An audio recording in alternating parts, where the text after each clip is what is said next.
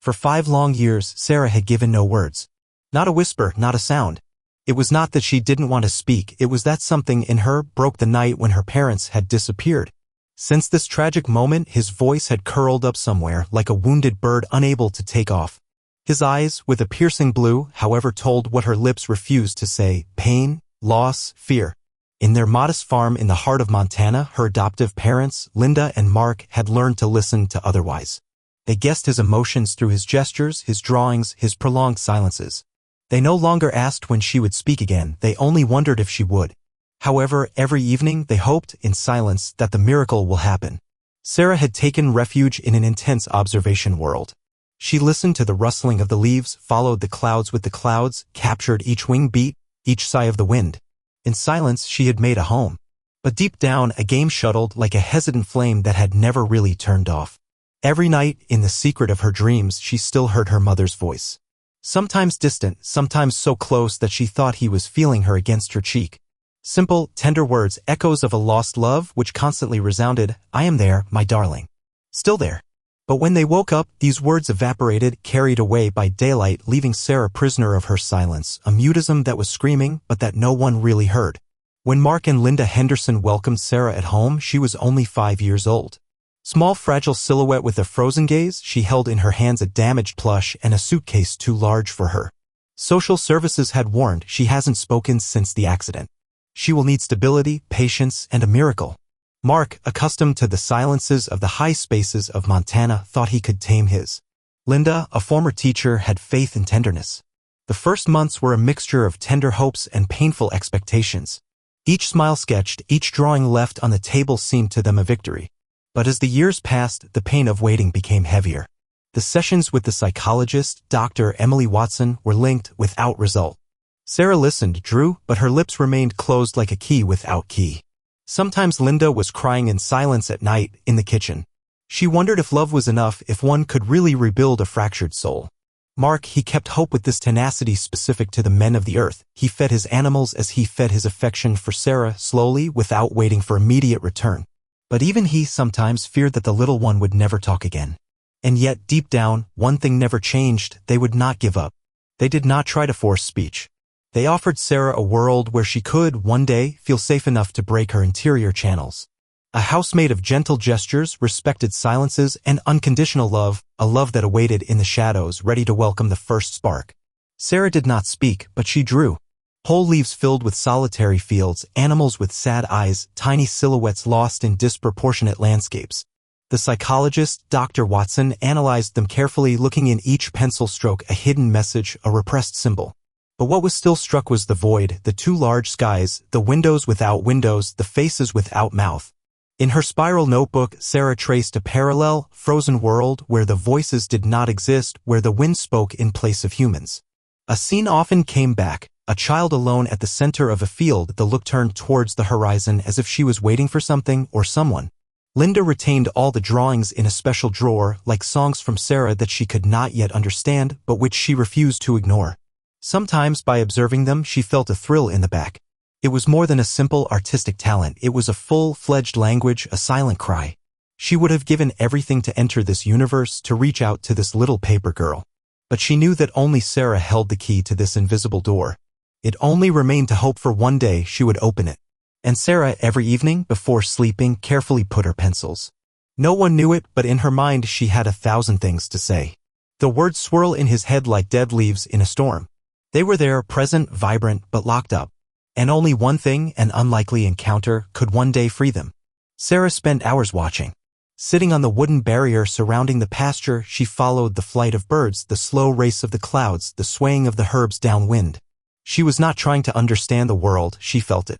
Where other children ran and shouted, she was silent, motionless, absorbed in a silent contemplation that seemed to go back to another time. His adoptive parents had learned not to interrupt him. They let her sit there, sometimes for hours, legs hanging in the void, eyes fixed on the infinity. Mark often said, "She sees things that we don't see." Linda nodded, without answering. There was a strange, almost mystical wisdom in Sarah's attitude, as if she had known the world before she even knows how to speak. This particular link with nature calmed her. The animals, above all, seemed to accept it as it was. The farm dogs came to lie down at her feet without her needing to call them. The cows were slowly approaching the fence when she was there, as attracted by a familiar presence. It was in this world of instincts and silences that Sarah really felt herself.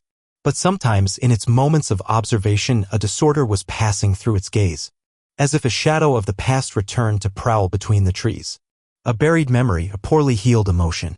In these moments, she would tighten her used plush against her stronger. And in his heart, a silent promise grew up: one day, I will speak. Not for me, but for something or someone who will need more than me. That day, the sky was toned with gold. The sun was slowly declining on the hills of Montana, painting the horizon of hot and deep shades. Mark cautiously led the old family pickup while Linda looked out on the window. At the back, Sarah was silent as always, but her gaze shone.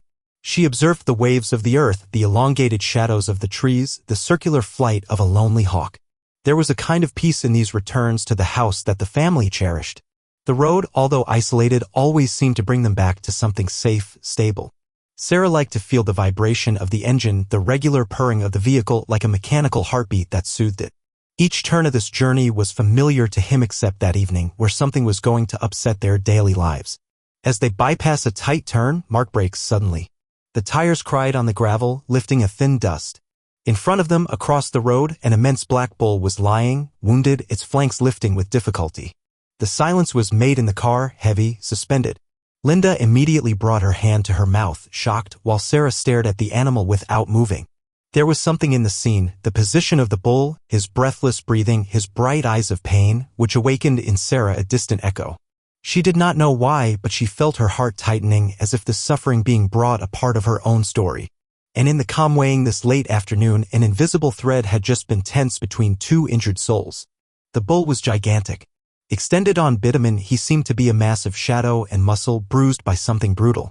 Its left flank was covered with dried blood, and one of its horns had been broken net.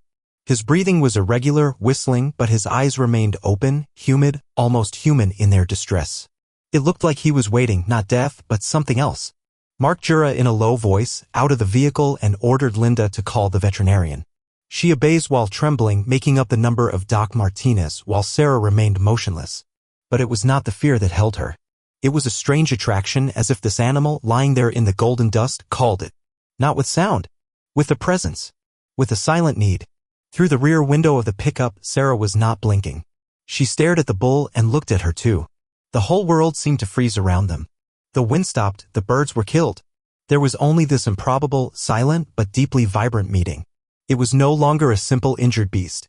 It was a soul that was in pain. Pain that she recognized. And then, without thinking, Sarah untied her belt. She opened the door slowly, put a hesitant foot on the hot floor, then another. Neither Linda nor Mark could react quickly enough. She was already walking towards the bull. Each step was calm, as guided. She didn't know what she was going to do yet. But one thing was certain, this moment was no coincidence. Sarah's steps barely resounded on hot asphalt. Each movement was full of strange solemnity, as if it was walking towards a sacred place. The bull, despite his injuries, did not flinch. His eyes remained fixed on the little girl, not with fear, but with a kind of quiet acceptance. As if he knew she would come. As if he had expected it. Linda cried out her name, frightened, but Mark retained her gently by the arm. Look at it. Really, look at it, he said in a hoarse voice.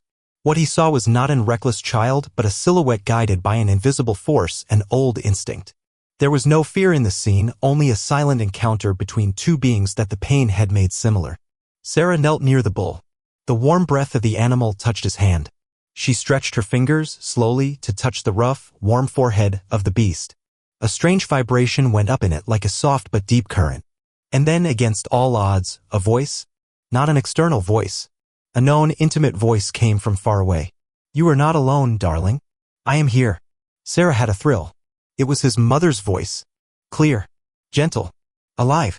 She didn't know how it was possible, but she heard it inside, like a forgotten melody. With a beating heart, she felt something to crack in her. An interior wall, erected for years, was starting to break under the weight of this presence. And it all started to change. The world seemed suspended around it. The wind kept his breath, the leaves no longer moved, and even the beats of his own heart seemed slowed down. Sarah kept her hand placed on the bull's forehead, feeling her warmth vibrate against her thin skin. The voice, that of her mother, still resonated in her mind, gentle, soothing, as if she came from a place between memory and the beyond. Sarah felt her lips tremble. She didn't want the voice to disappear. She wanted to stay at this moment, frozen in a bubble where the past and the present joined. A tear rolled on her cheek, silent like her.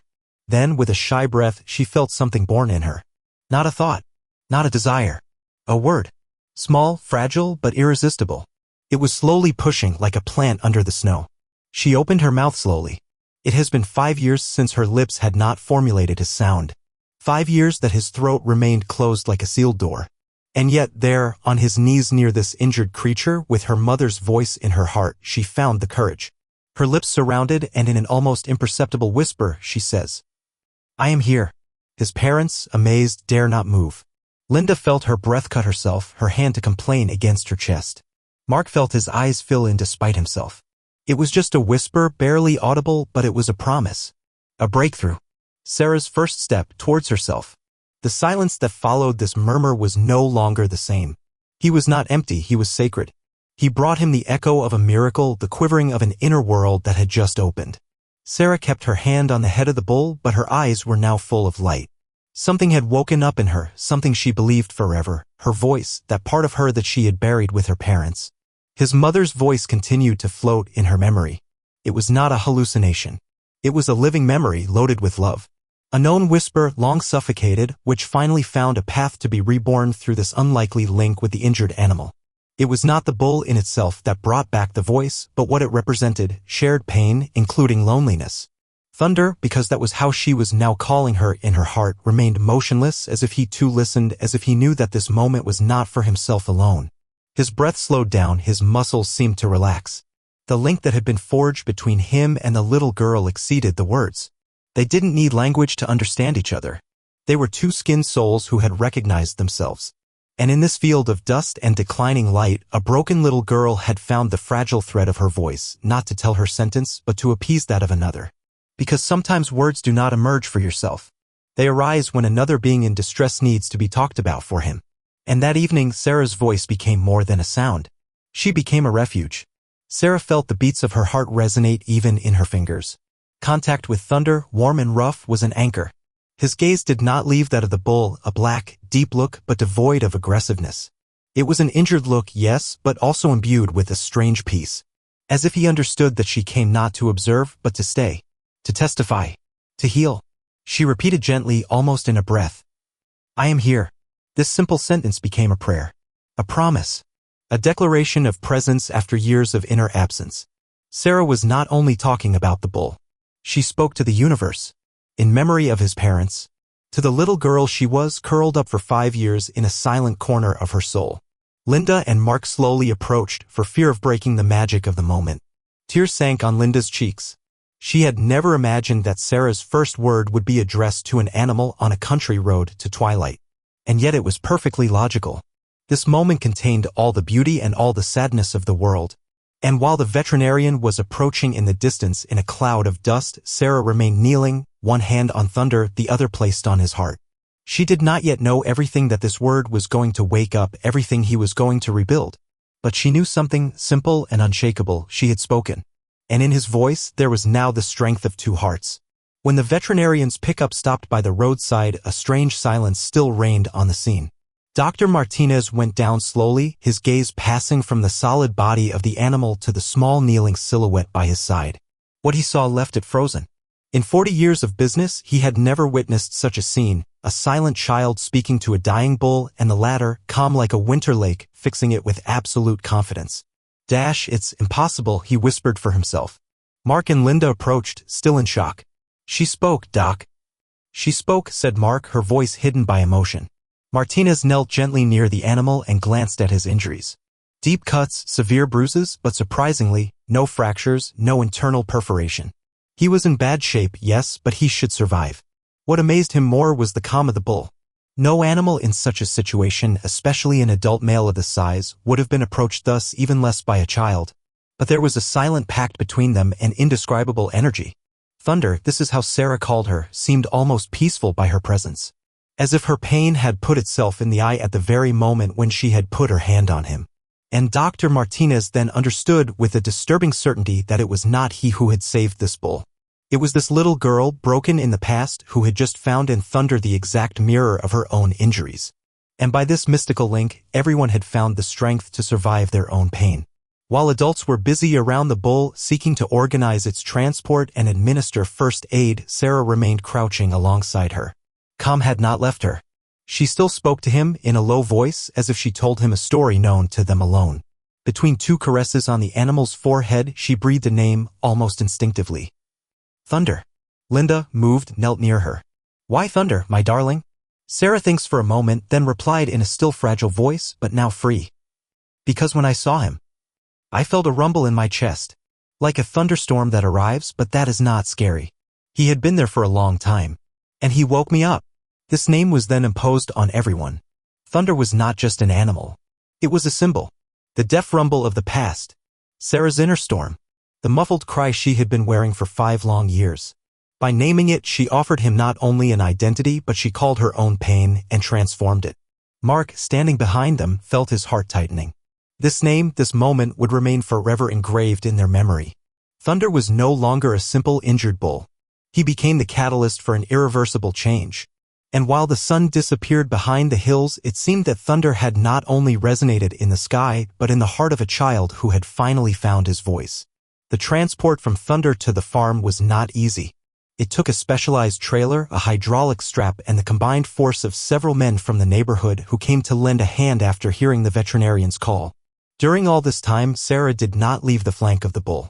Even when the crane raised her solid body carefully, she was walking alongside her, her hands stretched to feel that she was still there.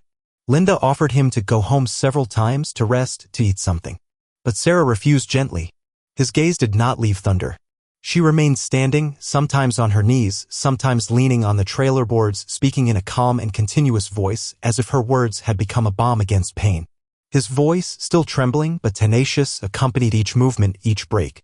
Once at the stable, Mark had prepared a special box, covered with fresh straw, with access to fresh water and heated lamps. Thunder was carefully installed.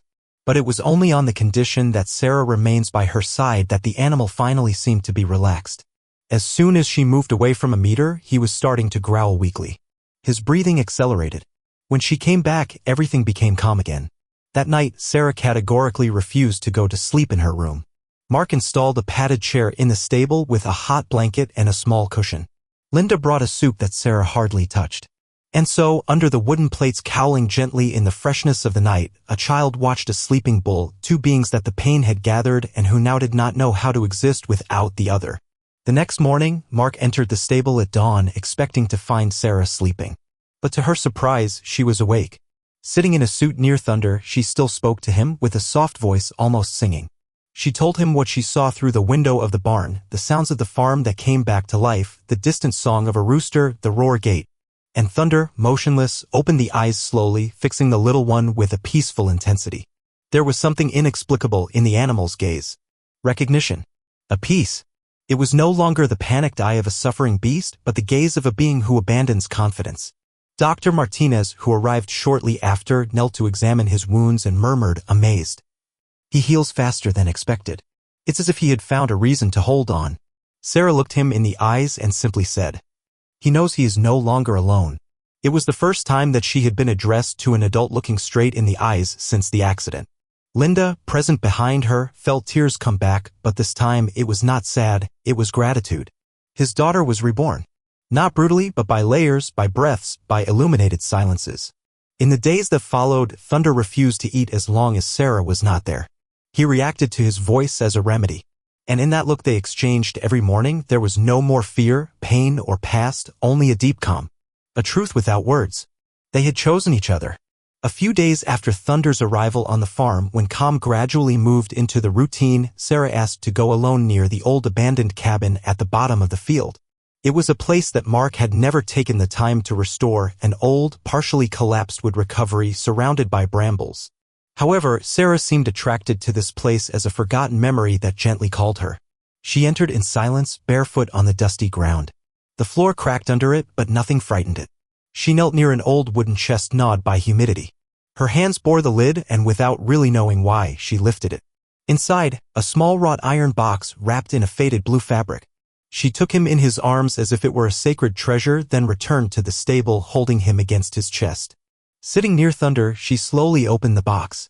What she found there made her tremble. A photo of her very small, in her mother's arms. A wick of hair tied in a ribbon. And above all, a small notebook with the soft, covered in the round and sweet writing of her mother. A newspaper. His newspaper. It is to me that she left him. She whispered, her fingers simmering on the page. It was Thunder, strangely, who seemed to encourage him. He turned his head towards her as if he felt the importance of the moment. Sarah began to read aloud. Words written in intimacy, maternal thoughts that she thought was lost forever. Each line was a soul relic. Each word a caress. And by pronouncing them, Sarah reconstructed the bridges between her broken past and the future that she no longer dared to hope. That night, after having read several pages of his mother's newspaper in Thunder, Sarah fell asleep in the straw, her head supported against her warm flank. Mark and Linda observed her for a moment since the door of the stable, then decided to leave her there. It was useless to disturb her. It was in this silence shared with the bull that she rebuilt night after night. And it is in this deep sleep that Sarah dreamed, for the first time in years, of a dream that was not scary. It was not the accident. No cries. No broken windows or blinding lights.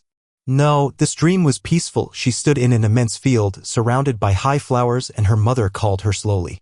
Not in tears, but singing. A simple melody which Sarah recognized without having heard it for a long time. When it wakes up, the song was still there, fragile and suspended in the air. She hummed it gently, and Thunder, without moving, opened an eye as if he also recognized her. This song, Sarah names it the Song of Memories. She often sang him, sitting near him like a sound talisman who bound the invisible to the present. It had become his found voice, not by speech alone, but by pure emotion. And in his following dreams other images returned. Forgotten faces, house fragments, laughs of yesteryear. His unconscious opened, finally ready to heal. Sarah then understood that dreams were letters that the soul was written to herself, and that we had to learn to read them aloud so that the scars become stories, and stories, wings. A few days after this comforting dream, Sarah began to sing the melody slowly, without thinking, while she was cleaning Thunder's drinking. It was a song without words, made of suspended notes like pearls on an invisible thread. Linda, who passed near the barn with a laundry basket, stopped net. Her heart got carried away. She knew this melody. She had already heard it. But where? She ran out, searched in a box of memories that social services had given them to adoption. Among the papers, she found an old dictaphone, rusty but still functional. She pressed reading. A woman's voice, sweet, full of love, sang exactly the same melody, followed by a child's laugh. The laugh of Sarah, still small. It was a recording of her biological mother. A message they had never dared to listen to. Linda returned to the stable, tears in his eyes, and gently stretched the dictaphone in Sarah. The little one listened to him in silence, then knelt, putting her head against Thunder. A net of tears sank on her cheeks, but she did not sob. It was a peaceful sadness, full of tenderness. The song did not come from his imagination. She was a living memory anchored in her flesh. And that day, something changed in Sarah's voice. She no longer spoke only to console. She was talking to tell, to transmit, to honor. She became a bridge between those who had left and those who remained. And Thunder, faithful to his side, seemed to be the guardian of this memory, a silent witness of the past which, through a simple song, found the path of the present. The air was light that morning, in charge of this warm breeze which announces the change of season. Sarah was outside, near the old walnut which dominated the hill behind the farm. Sitting on a blanket, Thunder in sight a few meters in her enclosure, she reread her mother's newspaper. Each page turned released a forgotten perfume, a murmur of the past. The words written with so much sweetness seemed to live, suspended in the air as invisible threads. A passage particularly drew its attention. His mother wrote, "If one day I'm not there anymore, I hope the wind will tell you that I love you. Because the wind never lies." Sarah closed her eyes. She heard this wind now. He caressed her cheek like an invisible hand. She got up slowly, her arms open, letting the air scraps play in her hair. It was not just a feeling. It was a presence. She began to speak in the wind as an old friend. She told her days, what she understood, which she still feared. And the wind, capricious but faithful, replied in his own way, by taking the leaves, singing between the branches, gently lifting the locks of her hair as if to console her. In each burst, Sarah read an intention. A memory. A message. Since that day, each time the wind has been blowing, it stopped, it listened. She now knew that it was not a simple natural phenomenon. For her, it was a language. That of memories that never die, words that we could not say, whispered promises in time. And thanks to Thunder, to this mysterious bond, she had learned to hear what no one else could perceive. His mother's newspaper became more than a memory, he was a card. A map to the past, towards the lost fragments of this fatal night of which Sarah remembered only in confused flares. A sentence, in particular, disturbed. If something happens to me, look for where oak hides the evening sun. It made no sense for Linda or Mark. But for Sarah, these words were an enigma to be resolved, a discreet call to the truth. She then remembered a specific place, an old isolated oak not far from the southern fence which projected a long and strange shadow just before twilight. Accompanied by thunder which she led slowly in line despite her still visible injuries, she went there at the end of the day.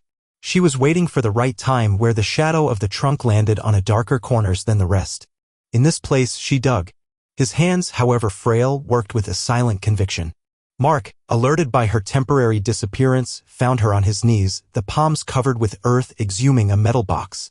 Inside, papers, photos, and a letter sealed in his name. A letter that his mother had written to him before the accident. A letter full of love but also of questions. Because what she discovered there was disturbing, her mother suspected something. She feared that a man, a former partner of her father, wanted to harm them. The accident may not have been fortuitous. It was no longer a simple memory to honor. It was a truth to find. And in her broken silence, Sarah felt a new mission to be born, to understand what had really happened that night. When the metal box was opened under the golden light, an old perfume is released, mixed with rust and time. Among the yellowed documents, Sarah discovered a small notebook with a split leather blanket. It was not his mother's newspaper but that of his father. Unknown so far, this newspaper seemed to have been intentionally hidden, protected from the gaze of adults, as if its content had to wait until the right moment and the right person to be read.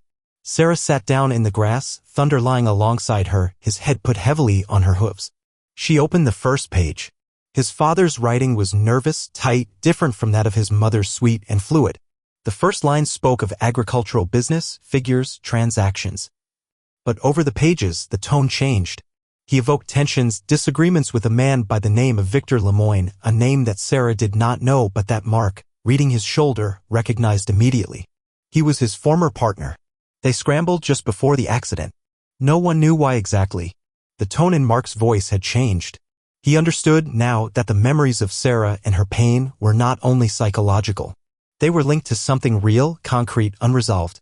In the last pages of the newspaper, a chilling sentence was written 3 times. If something happens to me, it will not be a coincidence. Sarah closed her eyes, her heart beating strong.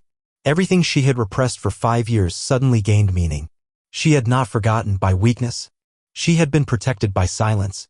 And now that his voice had returned, it was time to speak. No longer to appease, but to reveal. The same evening, while the family dined in silence, the father's journal posed in the center of the table as a conviction. An unexpected visit struck at the door. It was Abel Running Deer, an old friend of Mark and a former neighbor of the region, descending from the Absolute tribe.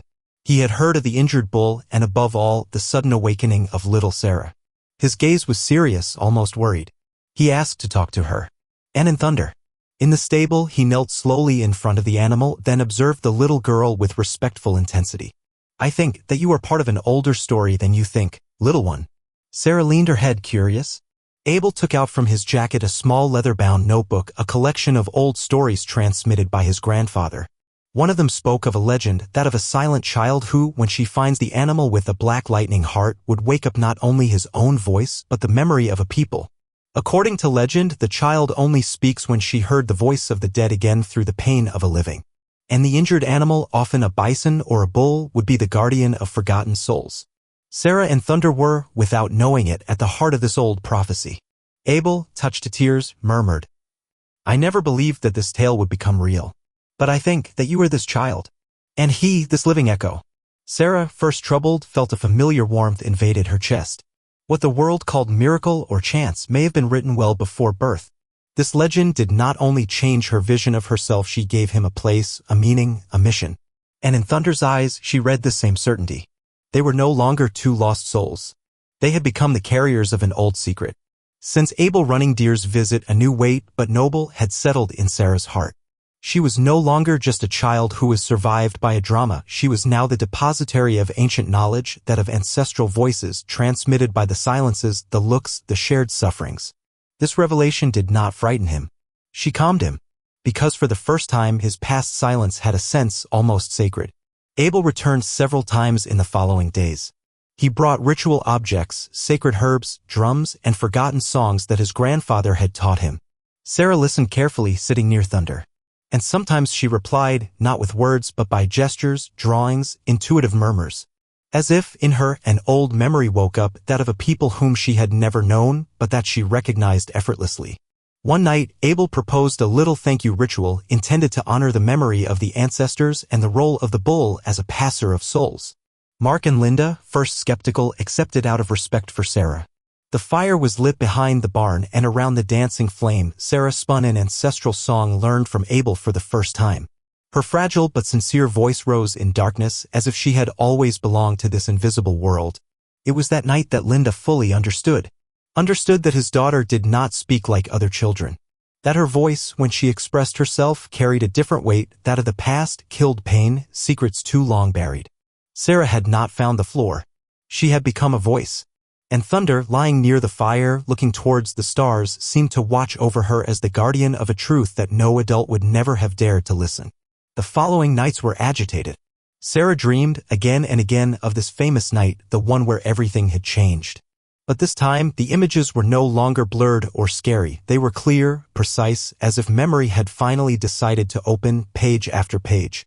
She saw herself at the back of a car between her two parents. He was raining. Radio sneered. Her mother sang gently, and her father was holding the child's hand turned towards her tenderly. Then, a blinding light. A shock. A muffled cry. The car that leaves the road. And in this suspended fall, a silhouette. Another, larger, faster vehicle. The face of a man behind the steering wheel.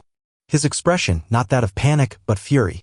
Sarah woke up with a start, the jerky breathing. She now knew what she had buried. What she didn't want to remember. She ran into the stable, despite the hour.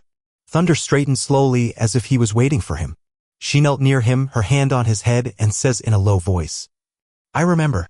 It was not an accident. It was him. He wanted to hurt them." She cried in silence. No fear, this time, but relief. The truth, even painful, released. The next day, she told everything to Linda and Mark. Word by word, without hesitation. She described the car, the scene, the man's face. Mark remained silent, pale. Then he went to get an old photo in a box. Sarah examined her. She pointed out without trembling. It was him. Victor Lemoyne. The former partner of his father. Whoever now was to be found. Because what Sarah had awakened was not only her voice. It was justice. Sarah was holding her mother's letter as one would keep a last breath. She had read it dozens of times since she found her buried under the old oak, and each word resonated with a new weight. It was not a simple declaration of maternal love, it was a coded message, a warning, an outstretched hand to the future that she may know uncertain.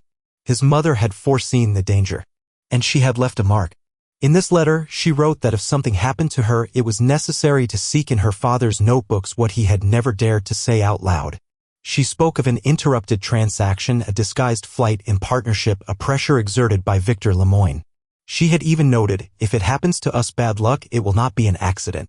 Protects our daughter. His silence will speak stronger than all of us. Sarah shivered by rereading these words. Linda, discovering this, felt a knot to form in her throat. This woman, whom she had never known, had protected her daughter to the end. And this little girl, whom they had believed broken, was actually a guardian of truth and heiress of courage. Mark, for his part, gathered all the documents, letters, and newspapers and contacted a trustworthy lawyer. It was time to officially open an investigation. But it was Sarah who insisted to be present during this meeting. She wanted to speak. She wanted to tell what she had seen, what she remembered. Not to take revenge, but to honor the silent promise of his mother, to say what the dead can no longer say. And Thunder, faithful as always, stayed lying in front of the house like a guardian watching over the courage of this found voice. The days that followed were marked by a strange tranquility.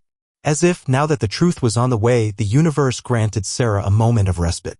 Thunder continued to heal, slowly but surely. The veterinarians were amazed at his progress. He ate, stood longer, and reacted with lively visits to Sarah. He was no longer a suffering beast. He had become a living pillar of healing. Sarah, too, was changing visibly. His voice, formerly fragile like a silk thread, gained insurance. She spoke more, not only to Thunder, but to her parents, to Abel, even to the veterinarian. She asked questions, laughing slowly, made comments. His word was not noisy or constant. But each word counted. And each silence now had a light in him. This unwavering link between her and Thunder did not go unnoticed. Several neighbors, touched by what they had heard, came to the farm to see the little girl and her bull. Some brought children, especially those marked by trauma. And to their surprise, these children remained for a long time near Sarah, calm, silent too, then spoke. Gradually. As if the link she had created was contagious, an emotional security channel opened to injured souls. Linda then had an idea to create a space on the farm, a therapeutic refuge mixing the presence of animals and speech. Not a clinic. Not a school. A sanctuary. Mark, first hesitant, agreed with pride. It would be the project of their lives to transform their land into a place of healing. And all this, thanks to a little girl that we thought was lost and a black bull fallen from the sky like a messenger of the invisible. Dr. Martinez, an experienced veterinarian and a man of reason, was not the type to get carried away by the mysteries. He believed in biology, medicine, rigorous observation. However, the more thunder he observed, the more he had to admit him in half a word, something inexplicable had happened. No medication, no protocol could have explained such a physical improvement in an animal so seriously injured, especially in such a short time. During a control visit, he lingered a moment away, watching Sarah speak gently to the bull. She told him a story she had invented, mixing magic forests, winged bison, and children who knew how to hear the thoughts of the animals. Thunder stared at it, motionless, almost solemn. Martinez noted the stable heart rate, the breathing posed, the relaxed pupils. He took out his notebook and wrote there, for himself. Non-medical effect.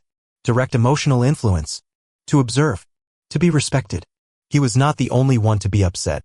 Other professionals, psychologists, specialized educators began to find out about Sarah, intrigued by what was already called in local circles the miracle of the black bull.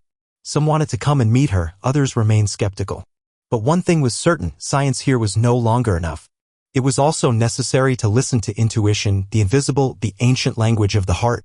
And this is where Linda said a sentence that Mark never forgot. When science is silent, sometimes it is to let speak what is not explained, but which saves. And in Sarah's eyes shone this quiet certainty. She didn't need the world to understand what had happened. It was enough for her to know that thunder was alive, that she had spoken, and that others now could heal through them. Sarah's voice, now returned, was not a torrent. It was like a stream after winter, shy, fragile, but resolved to follow its way. Each pronounced word brought a rare density, as if it knew its deep value. She never spoke to fill a void. She was talking to connect, to build, to heal. His sometimes simple sentences touched the heart straight, and those who listened to him were naturally silent, out of respect. At school, his comrades were first disconcerted. Many had never heard him speak. But she got up one day in class, without being questioned, and said slowly, "I didn't speak for a long time, but I learned to listen. Now I would like to hear you too." The silence that followed was total. Then, one by one, the children began to tell their own fears, their dreams, their injuries. The class became, for a suspended moment, a circle of truth. At home, Mark and Linda rediscovered their daughter. She asked questions about life, on their stories, about their hopes. She also told what she had felt during these years of silence, not like an admission, but as a sharing. They listened, often in tears, sometimes smiling, and understood that Sarah had never been absent. It was simply elsewhere, in a world of intensity that few adults can join. And every evening, before sleeping, she still whispered in thunder, as if to seal this link that had triggered everything. Because she knew it, if her voice had returned, it was not only thanks to time or love. It was thanks to a look, to shared pain, at an instant of silence stronger than the cry. And through this unwavering link, his word had found the way to light. Talking had become a sacred act for Sarah. It was not automatic or constant. It was a choice, an intimate commitment to no longer let the essential drown in silence. Whenever she opened her mouth, she did so with this rare wisdom that only children marked by the test know how to embody. We listened to it as we listened to a forgotten truth. Not for what she said, but for what she revealed. One day, the school organized a special assembly on the theme of courage. The director proposed to Sarah to say a few words. Everyone expected a refusal, but she nodded gently. When the day comes, she went on stage, a small white silhouette in front of a too large microphone. The room was silent. Adults, students, teachers, all suspended on their lips. She inspired, put her hands on the wooden wood, and simply said, "Talking is sometimes harder than being silent. But when it's to help someone gets easier." She then told briefly, without morbid details, the day she had found her voice. She spoke of thunder, of the pain she had recognized in her eyes, of the strong connection that no word could explain, but that she had still tried to express. She finished thus, "I didn't speak for me. I spoke for him." And today I speak for all those who are in pain and who have not yet found their moment. You will find it. I promise you. On that day, there was neither thunderous nor immediate applause. Just a long silence full of emotion. Then a first snap of hands. Then another. And another one. Until the whole assembly rises. Not to glorify, but to honor the choice of a child, that of transforming a broken voice into a lighthouse for others. And behind the scenes, Linda cried in silence, whispering she found why she was born. Since the assembly at school, something had changed in the gaze that others had on Sarah. It was no longer pity or curiosity. It was respect. A form of silent admiration mixed with gratitude. Several children came to talk to him after, some shy, others in tears, to tell her that, thanks to her, they felt less alone. She listened to them all with whole attention, as if their words were fragile treasures to protect. But Sarah did not want to become a heroine. She was not looking for the spotlight or congratulations. What she wanted now was helping others find their own voice, as Thunder had helped her find hers. She proposed to her parents to create a small corner on the farm, a special place with soft animals, notebooks to write, circles to listen. A place to heal in silence or in words, each according to their rhythm. Mark transformed an old barn into a reception area. Linda planted flowers around the path. And Sarah drew a brand that was suspended above the entrance, the voice of the heart. The place soon attracted families, therapists, children who, like her, carried two heavy silences in them. And each time it was Sarah who welcomed the newcomers, accompanied by Thunder, now strong and proud, whose simple presence soothed. She was not always talking. But when she did, each word seemed to fall at the right time, like a key in a lock. And sometimes she was content to sing. This song without words, transmitted by dreams which seemed to come from afar, from an invisible world. And those who listened to him felt their hearts relax, as if this melody whispered to them, you too can heal. Just a breath. On a spring of spring, Sarah was standing at the top of the hill behind the farm, where the old oak still projected his shadow on the ground that her mother had chosen to hide her secrets. By his side, Thunder, majestic, bore the same serenity as in the first days, but with a new force. They observed the domain together, the quiet horses, the children who laughed, the adults who listened. Life had resumed. Even better, she had changed. Sarah now knew what she had become. Not a miracle. Not a survivor. But a bridge. A link between the living and the missing, between animals and humans, between silence and speech. Thunder was not only his companion, he was witness to this crossing. He had brought the weight of his pain on his invisible back and guided her, step by step, towards a shore where words were no longer weapons but seeds of peace. The letters of his mother, his father's newspapers, the revelations, the complaints filed, the judicial steps, everything followed his course. Justice was coming. But for Sarah, the main thing was elsewhere, in every word she released, in every look she met, and that she knew how to recognize. Because now she knew how to see the silences of others, understand them, respect them, and sometimes sow a spark of light. She put her hand on Thunder's neck, turned to him and whispered, "We did it. Thank you for being my way." The wind blew slowly between the branches of the old oak. He was carrying his mother's voice in his folds, his father's laugh, the breath of the past. And at the heart of this breeze, an invisible promise, as long as injured hearts, forgotten animals, silent children. Sarah's voice would continue to cross the worlds.